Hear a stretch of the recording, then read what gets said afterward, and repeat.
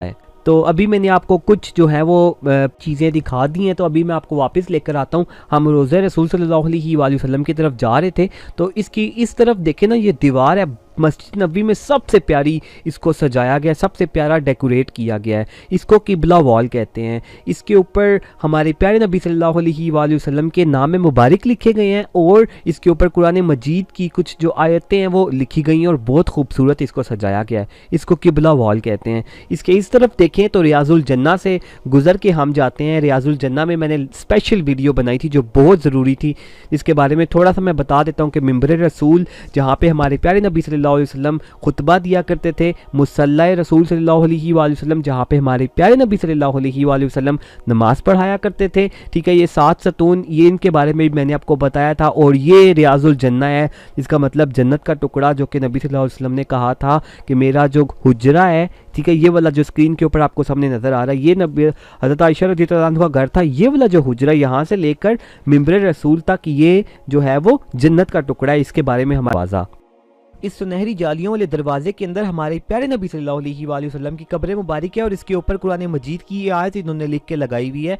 ये आप देख सकते हैं, या अय्युहल्लज़ीना आमनू, ये पूरी कुरान मजीद की आयत है। सूरह हुजरात की आयत नंबर 2 है। इसका मतलब मैं आपको बता देता हूँ। इसका मतलब है, ए ईमान वालों, नबी सल्लल्लाहु अलैहि वसल्लम की आवाज़ से अपनी आवाज़ को ऊंचा मत करो और हुजूर सल्लल्लाहु अलैहि वसल्लम से ऐसे बात मत करो जैसे तुम आपस में एक दूसरे से चिल्लाते हो, कहीं तुम्हारे माल ज़ाया हो जाए और तुम्हें खबर भी ना हो। कहने का मकसद ये है, ये आयत इन्होंने इसलिए यहाँ पर लगाई है कुरान मजीद की कि ये जिस जगह के ऊपर तुम आए हो इसका कोई मुकाम है। आज तुम जहाँ पे तुम खड़े हो, इस जगह से लेकर चंद कदम के फासले पर चंद कदा होती है। यहाँ पर रियाजुल जन्ना में एक दूसरे को धक्के दे रहे होते हैं, मैंने नफल पढ़ने हैं, ठीक है, आते हैं, एक दूसरे के ऊपर चीख रहे होते हैं, चिल्ला रहे होते हैं, लोगों को पता नहीं होता वो हस्ती जिसके बारे में बचपन से आप सुनते आए हैं, ठीक है, जो 1400 साल पहले गुजरी है, उसकी कब्र मुबारक में और आप में चंद कदम का फासला बर्दाश्त कर लें। तो आप देख सकते हैं कि इस दरवाजे के अंदर बेसिकली 3 सुराख हैं। ये क्यों बनाए गए हैं? तो ये देखें, इस सुराख के ऊपर प्लेट लगी हुई है, लिखा हुआ है रसूल अल्लाह सल्लल्लाहु अलैहि वसल्लम। तो इस सुराख का ये मतलब है कि इस सुराख से अगर चल के ना आप सीधा जाएं चंद कदम के फासले पर प्यारे नबी सल्लल्लाहु अलैहि वसल्लम की कब्र मुबारक है।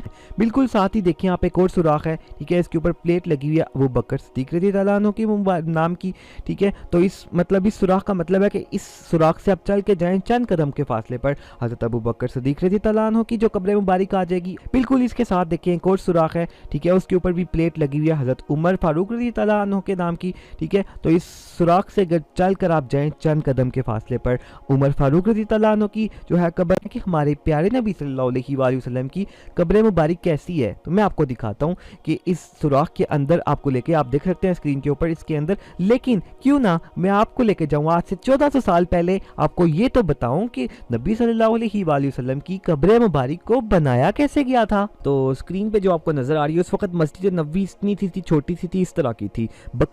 दरे अक़दस पे हाले दिल सुनाना याद आता है, मदीना याद आता है। दरे अक़दस पे हाले दिल सुनाना याद आता है, मदीना याद आता है। मदीने में जो गुजरा वो ज़माना याद आता है, मदीना